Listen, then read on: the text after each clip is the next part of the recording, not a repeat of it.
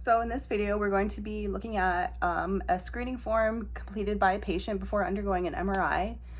Patients must complete a screening form before undergoing an MRI exam to rule out the fact that they may have any ferromagnetic objects in their bodies, any implants, anything that could be a threat to their life. You want to know exactly what's in your patient before putting them in that MRI scanner.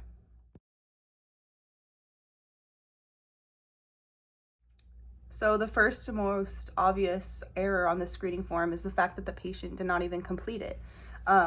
It seems that the entire implant checklist was left unmarked. This is obviously mandatory before undergoing an MRI exam. You need to know what's in your patient. So they failed to check if they had any neurostimulators, shunts, catheters.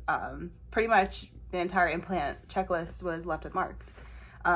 So either the patient didn't know what these objects were, didn't know if they had them, but it's obviously a big issue if it was found out that the patient did have a neurostimulator, for example, or a pacemaker, because these objects can be ferromagnetic and it's a serious threat to the patient's life. So that's why it's extremely important that you go over the form after your patient has filled it out, just to make sure they understand everything that they marked, make sure everything's accurate. The last thing that was also wrong with the screening form is that the patient failed to sign and date the form at the very bottom.